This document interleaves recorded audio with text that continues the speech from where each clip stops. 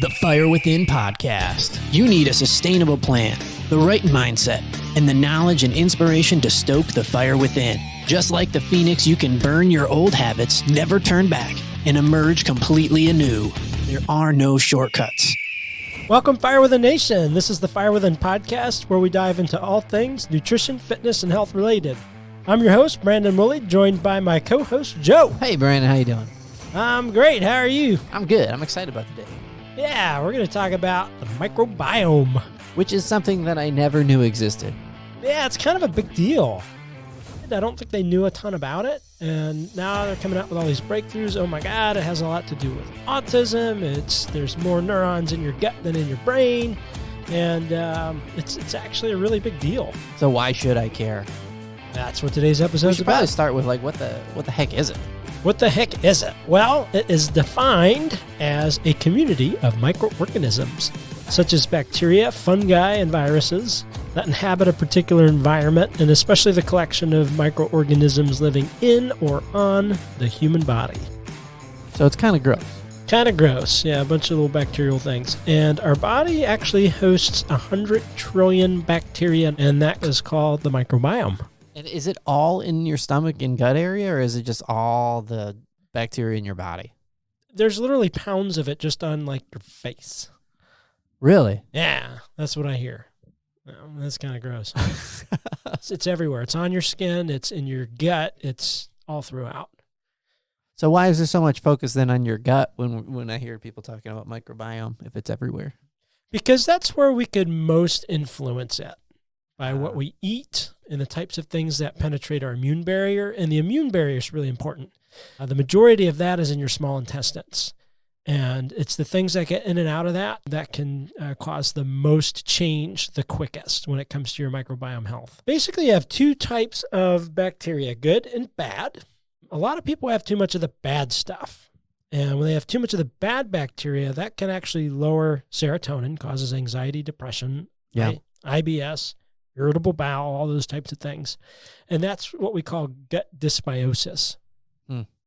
So if you picture, just like Star Wars, the rebels fighting the Empire, whoever's winning, there's more of that bacteria in your stomach. But obviously we don't want the Empire to win because those guys suck at shooting. They never hit anything. That's a good point. They don't hit nothing. Once you have more of those bad bacteria, you get inflammatory bowel disease. Definitely contributes to obesity, and autoimmune issues is a big one. We'll just dive into it. So there's actually a couple different categories of things that have to do with it. And it's not just in your gut. It could also be products on your skin. You know, we had an episode on about using better makeup products and things like that. So I was under the impression that microbiome was all related to the gut, but that makes sense why she was saying you got to be careful how many chemicals you put on your body. Exactly. Aerosols, air fresheners, blade plugins, chemicals, ammonia. I've been polishing furniture lately using stains, so I'm very careful. I've got a mask with the filter on because I know that could have a big impact. Actually, quick side note, Dr. Daniel Amen has a fantastic book, Change Your Brain, Change Your Life. And there's a couple in it that were fighting all the time, and they didn't used to. And they said, well, when did the fighting start? And they said a couple months ago. Well, what changed? Well, he started working at a furniture company and was constantly being exposed to these different chemicals. And they did a brain scan, and there was a region of his brain that literally was Swiss cheese from those chemicals. Wow. Which is repairable, but that's where all the changes in mood and behavior came from. And once they identified that and he got a new job, all those issues went away. See, I feel like I'm a much happier, more calm guy when I'm in the workshop working on wood. So I think it has a calming effect on me. But if you're in a factory with massive amounts of stain and polyurethane and chemicals, that's a problem. Getting back on topic, there's a couple major categories. I want to talk about this first one just for a minute, antibiotics. So antibiotics, they're life-saving. They're wonderful inventions. However, a broad-spectrum antibiotic like amoxicillin will completely annihilate and wipe out your entire microbiome, like napalm on a forest. And good and bad, or just good, or? Everything. It doesn't discriminate. It kills everything, which is why they always recommend to have this Activia yogurt with probiotics, which is still better than nothing, but it's going to do very little in comparison to the damage of an antibiotic. So typically it takes 2 full years after a full course of antibiotics to regrow your microbiome back to where it was. I'm just thinking back to like when I was a kid, they would give us antibiotics when we were sick, like every time. Like, Yeah. here's some antibiotics. Yeah, I used to beg for a Z-Pack when I had a nasty cold, and they'd say they would try and save me and say, no, you don't need that. But I was impatient. I wanted the cold gone then, and they would eventually give in. Yeah. So what are some of the kind of the things that you could expect to feel in your body as a result of like having your microbiome wiped out? Well, typically your immune system is much weaker, and you're going to be much more susceptible to autoimmune issues. It could be asthma, mucosal secretions, sinus infections, ear infections. Now, in the case of early onset of antibiotic use, they're finding 90% of Crohn's disease, which is a permanent for the rest of your life chronic horrible disease that sometimes needs blood transfusions, and it's just painful. 90% of that goes back to early onset of antibiotic use, like in toddlerhood or younger. So it's a big deal. Anytime you need a course of antibiotics, it's worth asking the doctor, is there a more selective strain of antibiotics, or do we have to go broad spectrum and just wipe out everything? Yeah. I think it should be a last resort. And once that decision to be on antibiotics is made, we want to add probiotics, eat as many vegetables as we can tolerate, and then just protect what's left so that we can repopulate that and not have to go through irritable bowel and dysbiosis and all these other types of things. So it's another bad idea for your microbiome. Nsaids, that's non-steroidal anti-inflammatory drugs such as ibuprofen, Tylenol, things like that. So that can literally eat holes in the lining of the gut, and you can get something called ulcerative colitis. So what's the trade-off there? Like, I know why I would take an NSAID would probably be I have a headache. Yeah. And you're telling me that if I choose to just, instead of weather the storm of this headache that might last another 6 hours. Now, one dose isn't going to destroy your microbiome. Right. So it's not like broad-spectrum antibiotics. No, Okay. no. But I'm talking chronic use Okay. of it. Like there are people, it's just their daily regimen is before Right. tennis, I take 2. Like that's a bad idea. Don't they tell people like with heart attacks To do like a baby aspirin. to do a baby aspirin a day? They do. I haven't done a lot of research on aspirin specifically.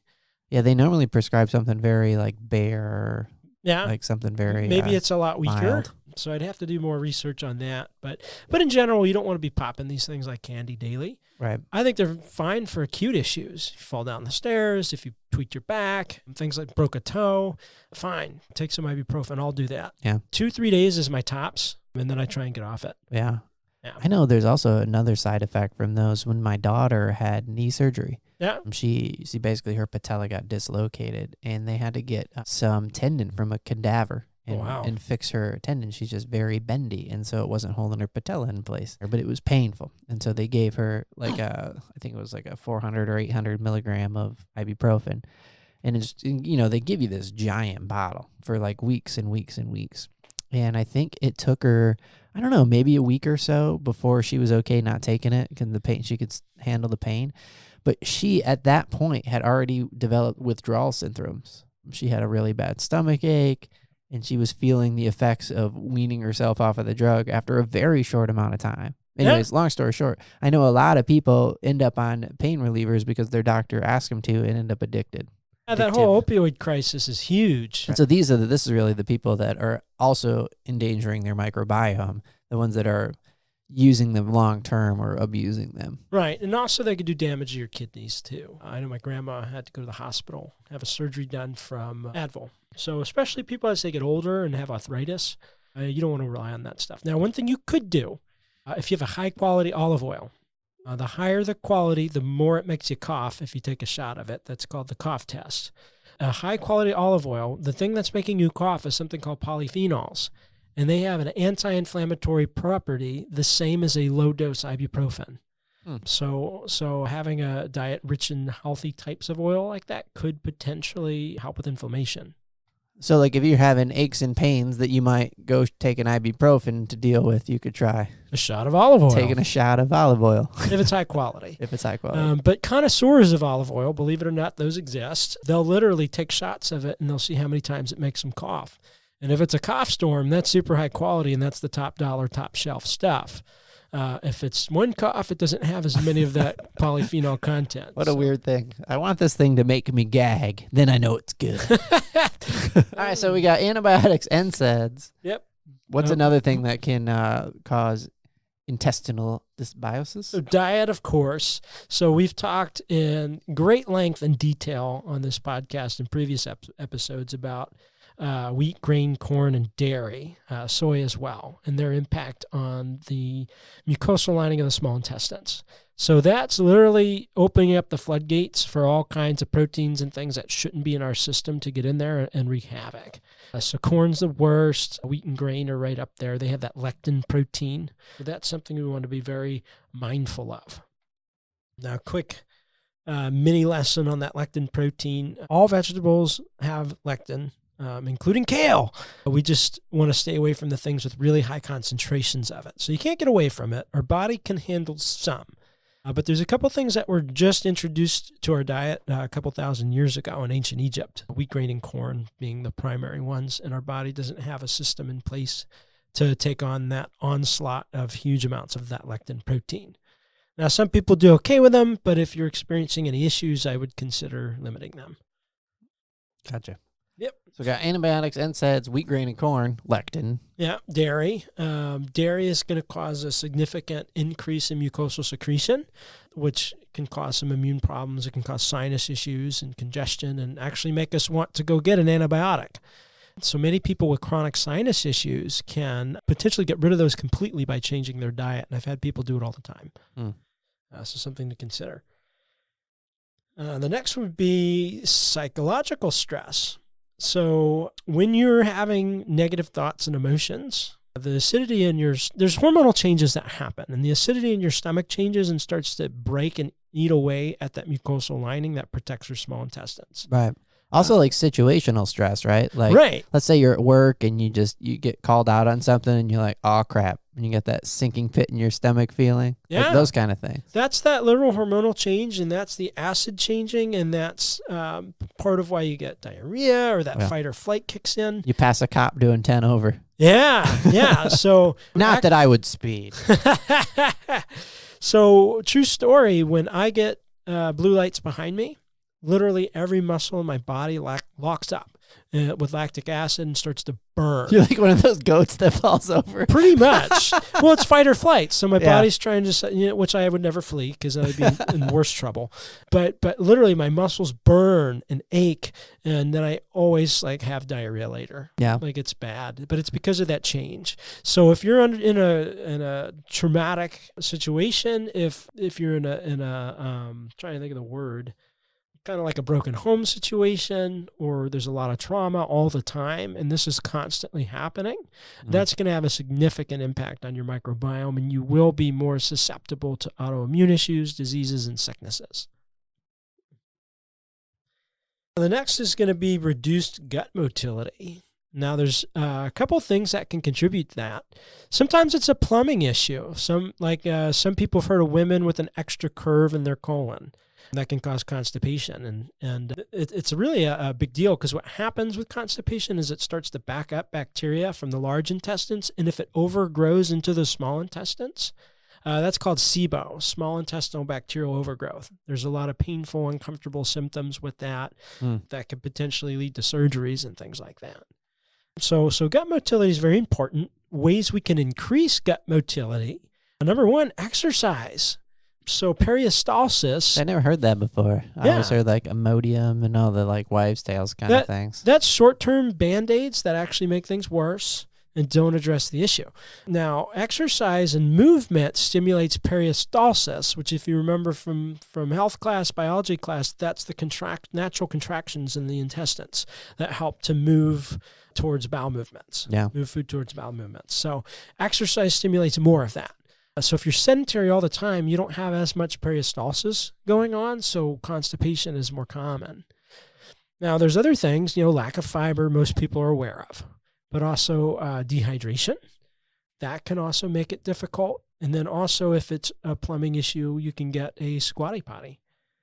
Ridiculous commercial, I know. Ridiculous Amazing. name. The Harmon brothers, man. Yeah, they make those commercials. Yeah, it's good stuff.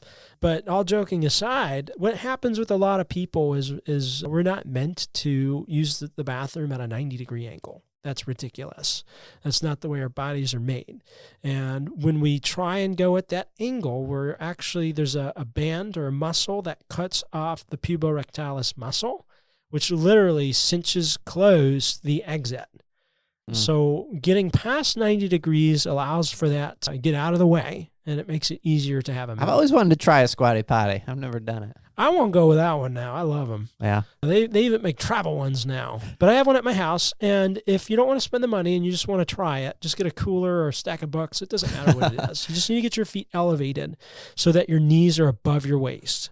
I don't know about like the closing off or the shutting off the exit, but I know like occasionally I'll take my phone into the bathroom and spend too much time in there, and then my legs will fall asleep. And then I'm like dead walking out of the bathroom. I think that's painful. All of us. Yeah. I wonder how much bacteria is on our phones. Wow. I don't know if you ever saw that episode of Mythbusters where they tested stuff in the bathroom, but it was a disgusting episode because what they found out is if you put your toothbrush like an inch from your toilet, or if you put it on the other side of the bathroom, same amount of poo on your toothbrush. Well, I don't even cover mine, so I'm sure I'm just basically brushing with feces at this point. That's disgusting. All right, good to know. All right, so we got all these different things that can cause problems. Yep. Are there any other ones? Any other big ones? I would say alcohol intake. If there's a large amount of that chronically, that can definitely cause some issues. Do you know much about the difference between, because I always hear often that there are health benefits to red wine. I never hear anybody say there's health benefits to beer, you know? You know, I know it's fermented at least, so maybe there's some benefits, but I think the candida and the yeast and the alcohol and everything else negates those benefits. So I don't know, I think you'd definitely still be better off avoiding it for the most part. I am not for never drinking. I think alcohol is lovely. So I'm not advocating people never drink.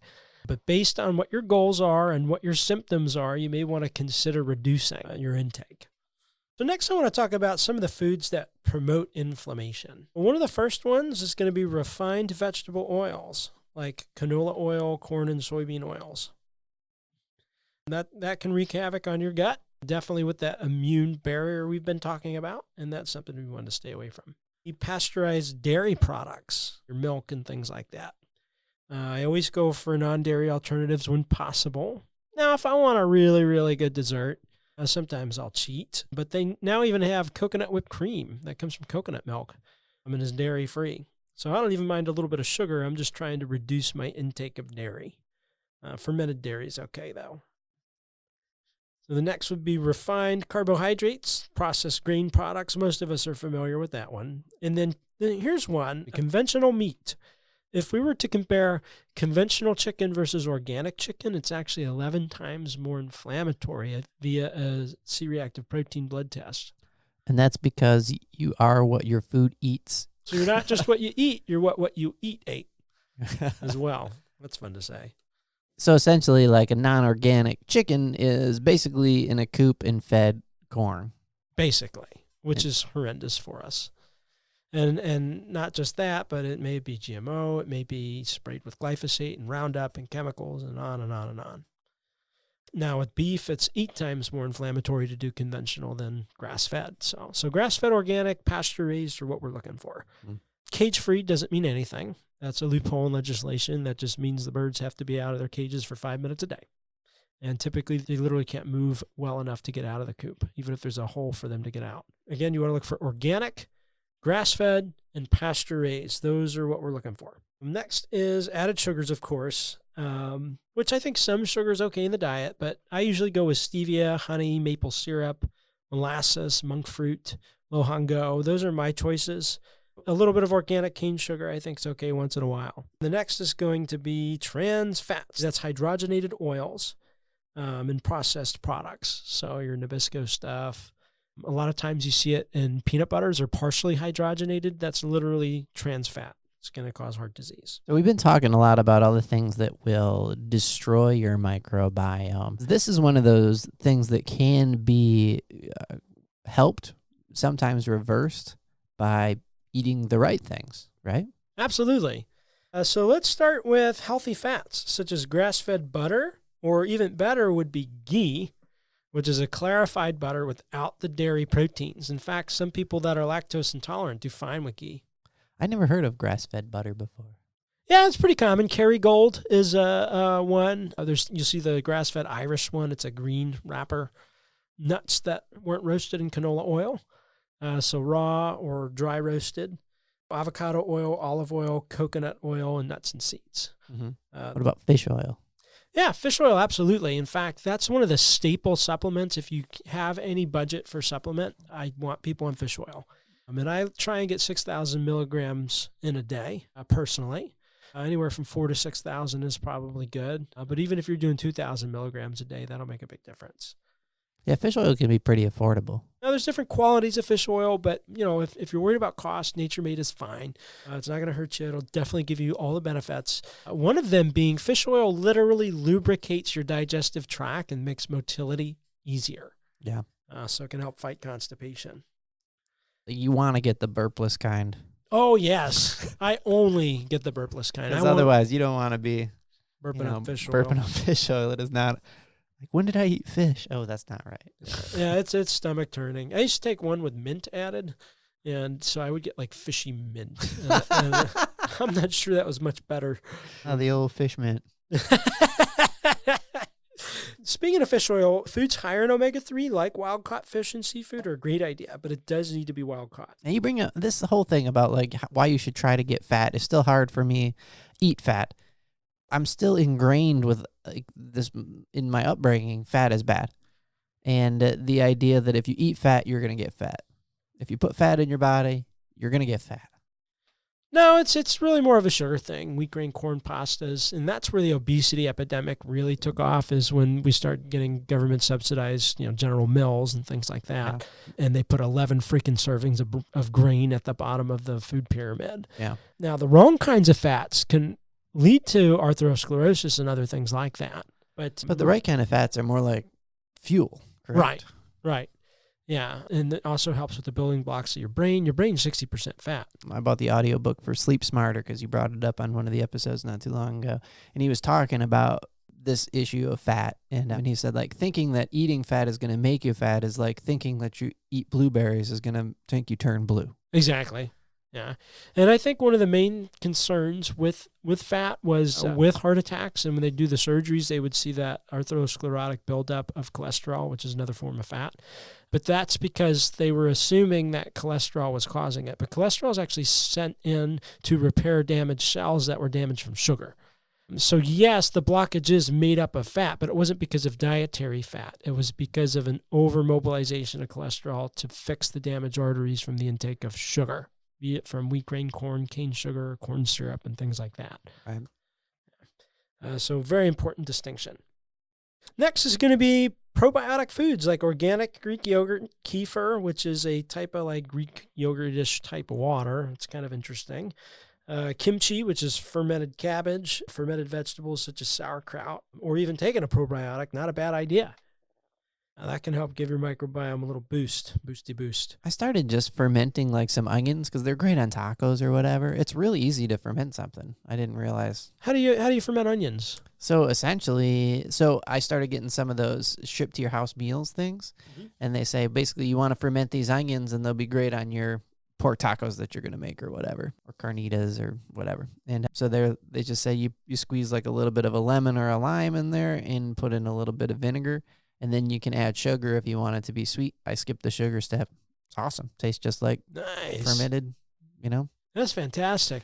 And it didn't take long. Like I only let them sit there for like 45 minutes. But then I kept the leftovers because I had a bunch of onion. And I just put them in a closed container in the fridge. And I think they got better for like 3 or 4 days. That's good to know because I love pickled onions for tacos. And I was actually talking to Michelle about that the other week. But so I always buy red onion and we'll at least saute them. Yeah. But I would love to also have the fermented one. So you said lime juice and what else? It was just lime juice and vinegar. All right. White vinegar? White vinegar. Cool. I'm going to try that. Maybe even tonight. I have some bison and I get those siete non-grain tortillas. Maybe we'll do that tonight. That sounds fun. All right. Next is going to be herbs, spices, and teas. They can help. Turmeric, ginger especially is fantastic for your gut. And then organic coffees and teas in moderation. Yeah, ginger tea is known to calm your stomach, right? Right. That's one of the primary health benefits of ginger. With coffee beans, I think it's important to get organic when you can, because coffee beans are one of the most glyphosate sprayed items in the world. So if it's organic, it doesn't have that chemical sprayed on it. And it's something you have every single day, which is why I think it's important that your coffee is organic. I went to check out Wegmans, which is a new store in our area, which is a northern shopping store. They have a fantastic fruits and vegetables section. And I, for the first time, bought just a piece of ginger root. And it was like 30 cents. I was like, what the heck? I'm going to try it. And I just zested it over a couple of different meals. It's amazing. Like you just take the root, just zest it up a little bit. Tastes great. Makes some good Asian dishes. Yeah, and it's good on chicken. Like you wouldn't think it would be great on chicken, but ginger's fantastic with chicken. Yeah, I had ginger powder because I'm lazy with coconut aminos, and it makes kind of like a teriyaki. And I'll do that with chicken and broccoli in a pan. Oh, it's fantastic. But the real ginger would taste even better and fresher. And the number one most helpful thing you can do for your microbiome health is to eat as many different types of vegetables as possible. So why is it important to eat different types of vegetables? So every different type of vegetable has a different type of fiber, a different kind of nutrient, and it helps to create a more diverse and robust microbiome. It's like spreading other little colonies that can then grow and grow and grow. To overgrow the bad types. We talked about that dysbiosis. So one of the bad types could be like Candida, which comes from sugar and yeast and things like that. So a couple fun facts about Candida overgrowth. High sugar diet definitely leads to that. Antibiotics wiping out the good kind allows Candida to grow better. Chronic stress encourages Candida growth. The contraceptive pill, which I'm not against, but I think there should be more education around it, could also potentially cause that. And this one I thought was really interesting. If you have a filling in your teeth with mercury, that's going to encourage more Candida growth. I don't know the science behind it, but that's been noted. And of course, chemical exposures, whether it's your phthalates and parabens in your shampoos and things in your makeup and things like that, and then also being diabetic. But going back to the vegetables, the indigestible portion of vegetables actually feed probiotics. They work as prebiotics that feed probiotics. So the more different types and the more vegetables in your diet, the easier and faster it is to grow that microbiome. So when it comes to the indigestible parts of vegetables, should we be eating closer to the ends of our vegetables? I guess is what I'm saying. That's not what I'm saying at all. That's not what you're saying. Okay. Yeah, so the delicious parts of vegetables that we typically eat, there's fibers in there that we don't digest. That's, if you've heard of soluble and non-soluble fiber. See me at home eating like the rinds of lemons, being like, I'm helping with microbiome. Not what I'm saying, no. No, there's soluble and non-soluble fiber in foods. What helps to bulk up our stool would be the indigestible portions. So that can feed your microbiome. Again, another plug for Wegmans, not a sponsor, but they had so many different types of vegetables there that you just normally don't see in a grocery store. Yeah. We're going back to hit up some snacks for Super Bowl this weekend. Oh, yeah. I'm going to check them out this weekend for sure. Yeah. I've never been to a Wegmans. I'm excited. It's pretty awesome. You can make a day out of it. It's like a Sam's Club. They got samples and everything. Oh, my God. Now I'm really excited. They also, and this is the first time I've seen it, and I know that there's a lot of controversy about this. Maybe you know something about it, but they do sell sushi-grade fish, to make your own sushi there. Yeah. Which normally you don't see that at your Harris Teeters or your Food Lions or your other grocery stores. Wow, that's incredible. Yeah. I'd still be nervous to try it, but... Yeah, I like sushi. Oh, I love sushi. I just don't want to be preparing raw fish and potentially killing myself or my family. I got into a phase where I tried to make it for a while. I never got good at it. All right, so now that we know some of the good foods to add to our diet to help our microbiome. If you already have an issue or some form of dysbiosis, it's a couple numbers. How would you know? Like, what would it feel like? How would that manifest if you had a microbiome issue and you had dysbiosis going on? What would it look like? Typically, it could be constipation or diarrhea. It could be cramping. It could be just general discomfort. Irritable bowel syndrome is when it's painful to eliminate. Those are the most common. But it can also be skin issues. It could be chronic sinus issues, things like that. What would be an example of some skin issues that might be related to your microbiome? Rashes, sometimes even eczema is part of that. which is why when people remove wheat grain and corn from their diet, their eczema clears up. I don't know that I've ever had a case that didn't. And that's the thing people struggle with for 30, 40, 50 years. And they're like, oh, it runs in my family. No, what your family eats runs in your family. But there's 70 million people that have a digestive order in the U.S. And then 1 in 6 have some form of mental illness. What's important to know there is that 90%, again, we've said this a few times on this show, 90% of your serotonin is produced in your gut. So if so many people have mental illness, so many people have digestive orders, we would be stupid not to think that maybe there's a link there. It's because of that depletion of serotonin. I think that's direct cause and effect. Serotonin is your feel-good, make you happy hormone. So if that's in the tank because your microbiome is all kinds of a wreck, then yeah, anxiety and depression is imminent. And then 1 in 3 of us will have anxiety at some point, with 1 in 5 having it within the last year. I don't mean situational stuff like, yeah, if you just got in a car accident, you should be a little anxious, but I'm talking chronic all the time. Now, in the case of mental health, SIBO is important, which is that small intestinal bacterial overgrowth, because 70 to 90% of IBS sufferers have some sort of mental disorder. So again, there's that connection between the microbiome, gut health, and anxiety, depression, and mental disorders. That's a crazy high number. Yeah.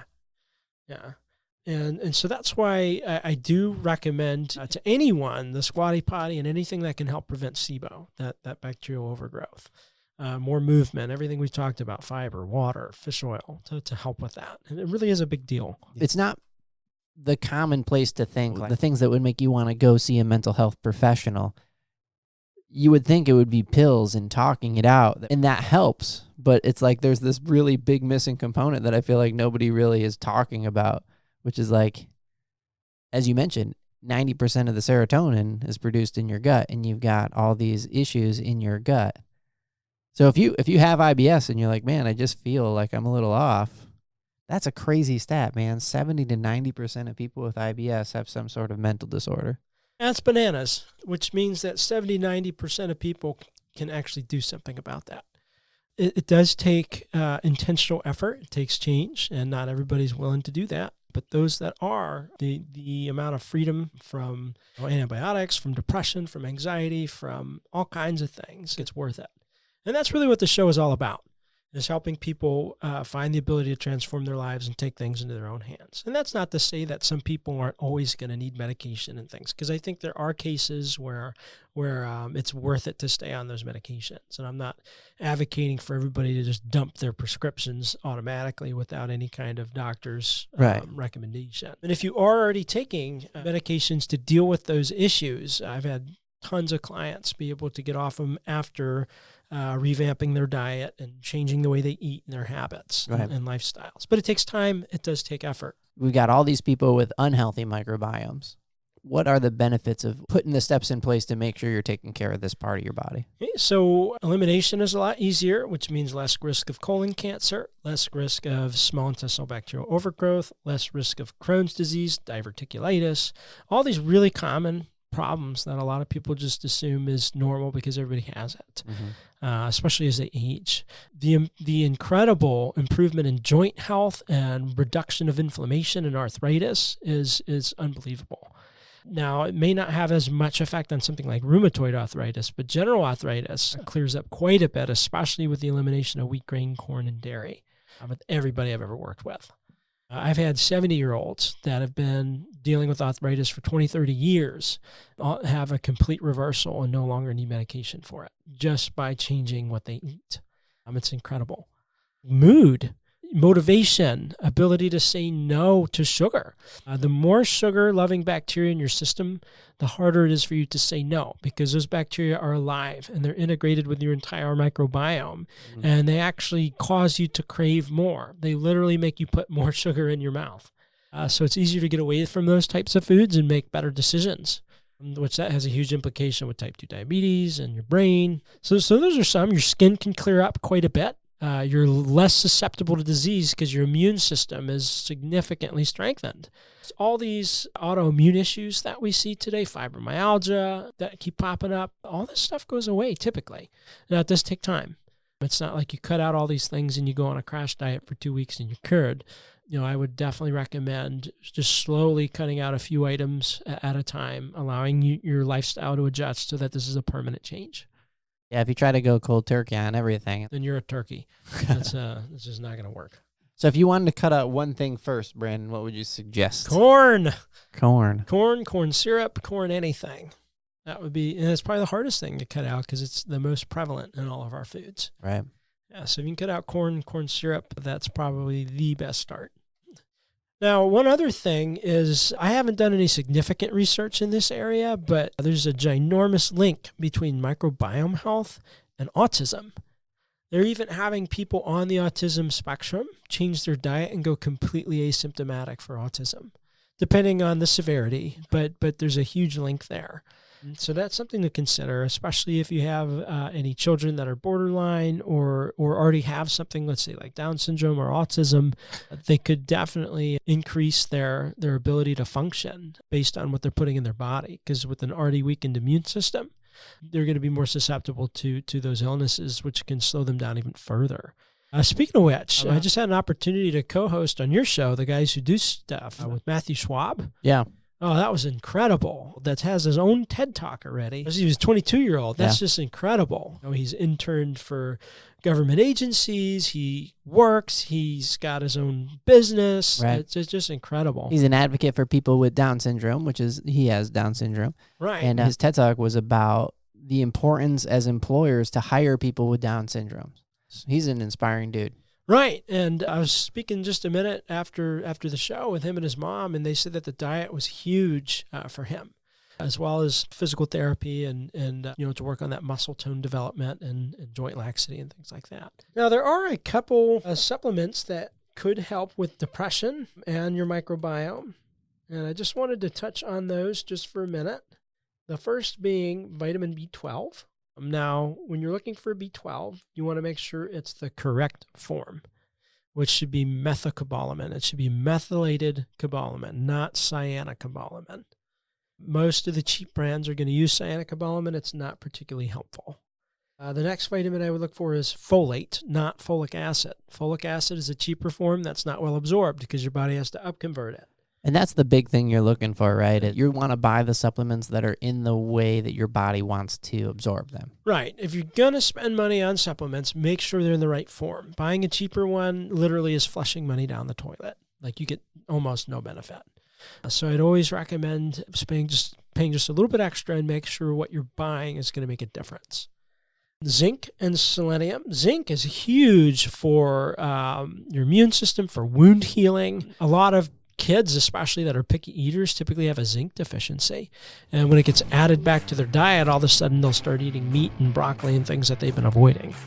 So there's all kinds of benefits to zinc. Selenium is one, but they've all been implicated to improve mental health. So hopefully that gives you quite a bit of information and things that you can work on for your microbiome health. I hope you guys take a lot out of this, make some changes to your grocery list. Feel free to send me a message. If you'd be curious for a nutrition consult or anything like that, let me know. And anything we reference in the show will be in the show notes. Thanks for tuning in today. I hope you got a lot of value out of today's episode. If you did, go check us out at firewithinnf.com. You can subscribe to our newsletters and make sure you never miss an episode or any other content. Also, be sure to follow us on social media.